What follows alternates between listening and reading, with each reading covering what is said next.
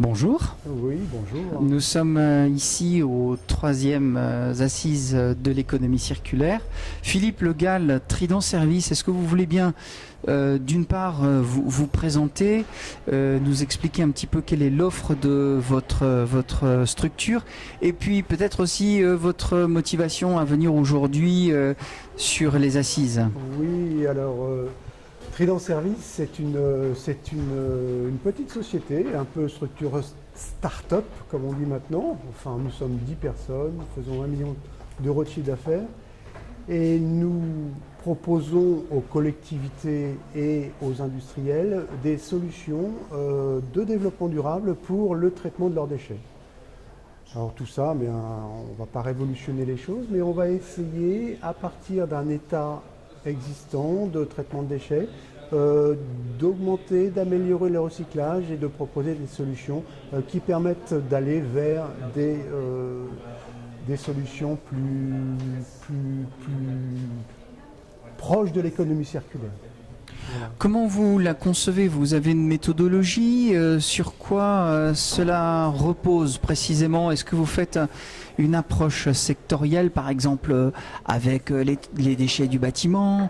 Est-ce que vous avez une approche qui est peut-être plus industrielle? Est-ce que vous avez une approche qui est plus avec une typologie de déchets ou... Oui, alors c'est vrai que cette économie circulaire, alors on l'aborde la plupart du temps d'une façon tout à fait concrète, en répondant aux appels d'offres, notamment sur la mise en place de recycleries, où là on propose de récupérer des objets et plutôt que de les jeter, mettre en place des structures qui permettront le réemploi par la commercialisation d'objets qui étaient amenés en déchetterie par des gens qui n'en avaient plus besoin.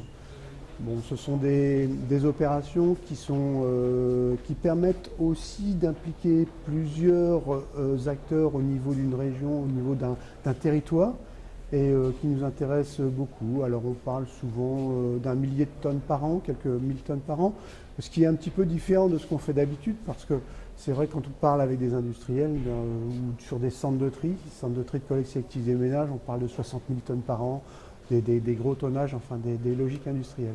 Là, on s'est rendu compte que ces logiques industrielles, nous sommes un peu des experts pour les proposer et les organiser auprès de collectivités, mais elles ont besoin aussi de plusieurs mesures qui ne sont plus du tout industrielles, mais qui sont plutôt de proximité pour aller vers cette économie circulaire.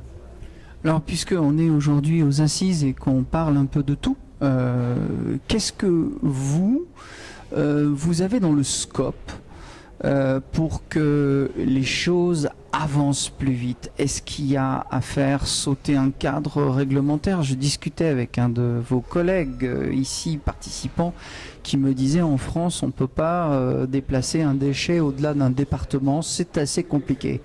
Mais est-ce que vous pensez que c'est le paquet sur la formation qu'il faut faire? Est-ce que vous pensez que c'est le paquet sur le changement de paradigme, c'est-à-dire que les gens réfléchissent différemment, qu'ils travaillent collectivement? Et qu'est-ce que c'est? Est-ce que c'est un levier financier? C'est quoi pour vous le truc prioritaire? Je crois en effet que le déchet et la façon de le faire évoluer, c'est quand même essentiellement lié à des comportements, à une prise de conscience de ce qu'on fait au jour le jour, que ce soit en tant que chez soi, dans sa maison, mais aussi à l'entreprise. Comment peut-on faire évoluer notre façon de traiter ces déchets, de les envisager, de trouver des solutions alternatives, de ne pas les produire. Voilà, je crois qu'on est plus au niveau d'évolution de comportement et trouver des relais, donc des donneurs d'ordre qui soient capables d'insuffler ces choses-là. Donc ça passe par la mise en place de compost individuel, ça passe par la création de ressourceries. Vous voyez, ce sont les associations aussi, la réinsertion qui nous permet aussi d'avancer dans ces directions-là. Tout ça fait qu'on est dedans. On essaye de trouver de pousser un petit peu les collectivités à à engager des démarches et lancer des appels d'offres dans cette direction-là. Et puis aussi des schémas avec l'ADEME pour faire évoluer la gestion des déchets. Vous êtes, Philippe, membre du Club ADEME International. Parlons un peu d'au-delà des frontières. Vos expériences internationales, vous les voyez comment? Qu'est-ce que vous en retirez?